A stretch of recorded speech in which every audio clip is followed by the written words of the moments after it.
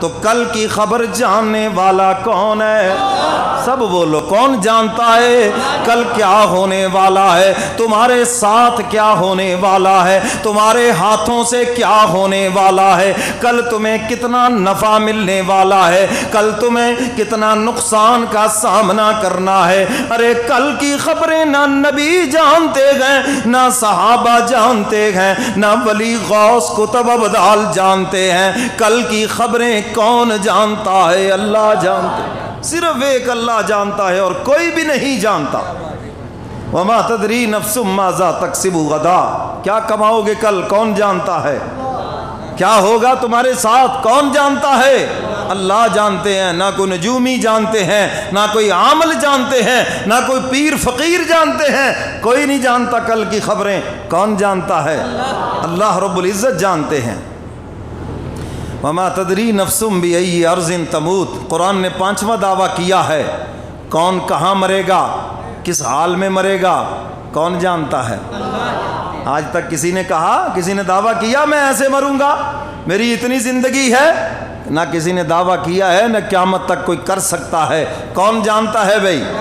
Accident میں موت آنی ہے یا بستر پہ موت آنی ہے، نماز پڑھتے ہوئے موت آنی ہے، حج عمرہ کرتے ہوئے موت آنی ہے، کس حال میں آنی کون جانتا ہے؟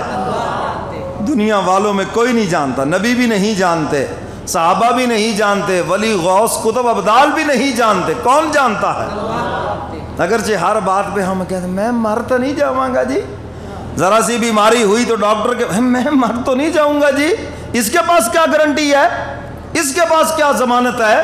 یہ تو اپنے متعلق نہیں جانتا، تمہارے متعلق کیسے جانے؟ کیوں جی؟ زندگی اور موت کا مالک کون ہے؟ صرف اللہ ہے۔ امام مالک رحمۃ اللہ علیہ مدینہ منورہ میں ٹھہرے ہوئے ہیں اور یہ تمنا ہے کہ مدینہ میں موت آ جائے۔ اللہ ہم سب کو مدینہ کی موت نصیب فرمائے۔ حضور فرماتے تم سے ہو سکے مدینہ میں مرنا، جنت البقیع میں دفن ہونا۔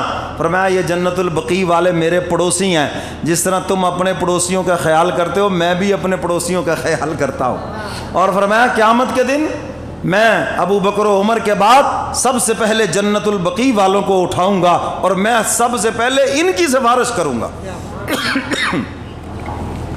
امام مالک رحمۃ اللہ علیہ مدینہ منورہ میں ہیں اور یہ دل میں خواہش ہے، تمنا ہے مدینہ میں موت آ جائے۔ اللہ ہم سب کو مدینہ کی موت نصیب فرمائے، سب کہو آمین۔ حج عمرے پہ جاتا ہوا جو کوئی فوت ہو جائے، آتا ہوا فوت، کوئی حساب کتاب نہیں، گیا سیدھا جنت کے اندر۔ کیا یہ سستا سودا ہے؟ جانا تو ہے ہی، اس لیے اچھی موت بھی اللہ سے مانگا کرے، ایمان پہ خاتمہ مانگا کریں، اور جب انسان مانگتا ہے اللہ عطا بھی فرماتے ہیں۔ بعض انسان گناہگار ہوتے ہیں، اچھے خاتمے کی وجہ سے بخشے جاتے ہیں، ساری زندگی پاپ کرتوت سب کرتے رہے، لیکن کوئی ایسا عمل ہے یا وہ مانگتے تھے اللہ سے اچھی موت کی وجہ سے اللہ نے سب معاف کر دیا۔ حدیث مبارکہ میں ہے من کان اول کلامہ وآخر کلامہ لا الہ الا اللہ دخل الجنہ، فرمایا جس کا آخری کلام لا الہ الا اللہ محمد الرسول اللہ ہو گیا وہ جنت میں داخل ہو گیا۔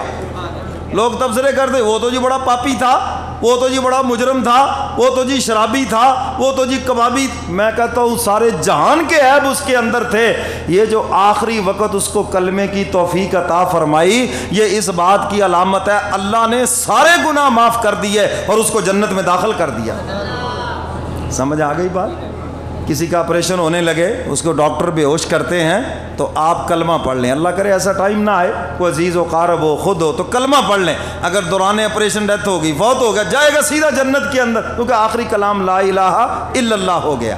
ہیں جی کسی کی بیماری کی حالت ہے، پیار محبت سے کلمہ پڑھے، نہیں وہ پڑھو کلمہ، وہ پڑھو کلمہ، ہاں یہ نہیں کرنا، بڑے پیار سے کلمہ پڑھے۔ جب وہ ایک مرتبہ کلمہ پڑھ لے تو پھر دنیا کی ادھر ادھر کی باتیں نہ کرے تاکہ اس کا خاتمہ کلمے پہ ہو جائے۔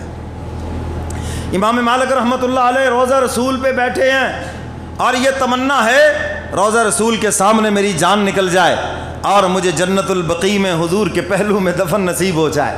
بیٹھے ہیں دعائیں مانگ رہے ہیں، کئی دن گزر گئے، ایک دن خواب میں حضور کی زیارت ہو گئی، اونچی کہو سبحان اللہ، حضور کی زیارت ہوگی اور یہی سوال کیا اللہ کے محبوب میری زندگی کتنی باقی ہے تاکہ مجھے پتہ چل جائے میں مدینہ سے باہر نہ نکلوں، کہیں باہر نہ فوت ہو جاؤں۔ جاتے نہیں تھے مدینہ سے باہر، کہیں باہر فوت نہ ہو جاؤں، کتنی باقی، میری طرف دیکھو۔ حضور نے یوں اشارہ فرمایا ہاتھ سے اور آنکھ کھل گئی۔ خواب اتنا ہوتا ہے، کسی چیز کا اشارہ اللہ کی طرف سے بس اتنا خواب ہوتا ہے۔ یہ جو ہمیں وہ سٹوریاں نظر آتی ہیں نا، یہ خیال ہوتے ہیں۔ یہ کیا ہوتے ہیں بھائی؟ ڈاکٹر حضرات کہتے ہیں بہت سارے دماغ کے حصے سونے کے بعد بھی بیدار رہتے ہیں اور ان میں ایک فرقی چلتی رہتی ہے، ایک کہانی چلتی رہتی ہے، اور ہم صبح اٹھ کے سمجھتے ہیں کہ شاید ہمیں خواب آیا۔ یہ خواب نہیں آیا بلکہ خیال آیا ہے۔ یہ کیا آیا ہے؟ ہاں، تو اس لیے یہ خواب نہیں ہے، اور خواب اتنا ہی ہوتا ہے بس ایک دو لفظوں میں، ایک دو باتوں میں یہ خواب ہے، اور جو اتنا لمبا قصہ کہانی ہے یہ سب خیال ہے۔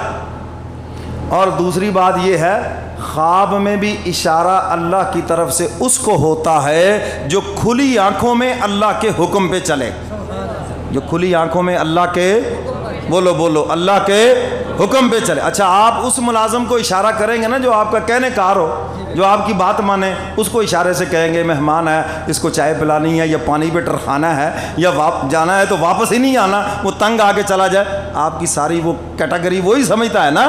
ہاں، اگر وہ جناب سودا لینے لگے، بس میں جناب وہ شروع کر دوں دینا، اور وہ پیسے نکالنے کے لیے بس تو جلدی سے بوتل لے آنا، یہ اشارہ اسی کو کرتے ہو نا۔ کیوں بھائی؟ اور چلو یار، اگر یہ آپ کی خفیہ ٹھگی ہے تو آ گئی، کوئی بات نہیں، زبان پہ بات ہے۔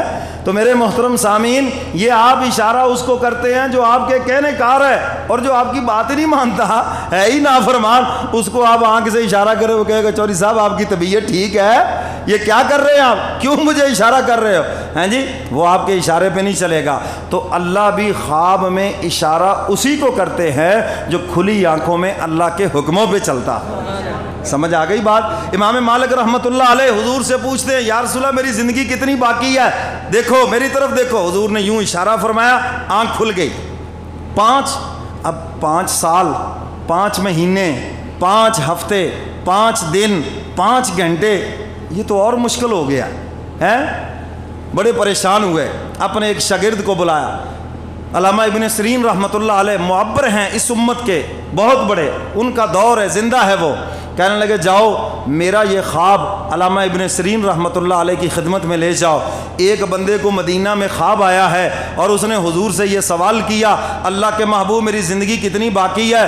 تو حضور نے جواب میں یوں ہاتھ کا اشارہ فرمایا، اب پتہ نہیں 5 سال ہے، پتہ نہیں 5 مہینے ہیں، پتہ نہیں 5 ہفتے ہیں، پتہ نہیں 5 دن ہیں۔ تو یہ سوال ان سے پوچھنا، خواب پوچھنا اور میرا نام نہیں بتانا، میرا ہم تو بتا دیں میں نے جو خواب آیا جی، میں نے جو خواب آیا جی، ہے سارے جہان میں اعلان کرتے پھرتے ہیں۔ یاد رکھو حدیث مبارکہ میں ہے خواب کی تعبیر معلق ہے زمین و آسمان کے درمیان۔ فرمایا تعبیر دینے والا جو تعبیر دے گا اللہ وہی کر دیتے ہیں، وہ زمین آسمان کے درمیان لٹکی ہوئی ہے، تعبیر دینے والے کے منہ سے جو جملہ نکلا اسی طرح وہ تعبیر پلٹ جائے گی۔ تو اس لیے غلط بندے کو کبھی بھی خواب نہ سنائیں، کسی اللہ والے کو سنائیں، کسی عالم کو سنائیں۔ اور یہ بھی آپ کو بتا دوں زیادہ تر خوابوں کی تعبیر لوگ نہیں جانتے، میں بھی نہیں جانتا، مجھے بھی نہیں پتا۔ مطلب یہ سمجھنا کہ شاید مولوی صاحب کو بنا، مجھے بھی بھائی کوئی پتہ نہیں ہے کہ آپ کے خوابوں کو ہی لے کے بیٹھ جاؤں میں۔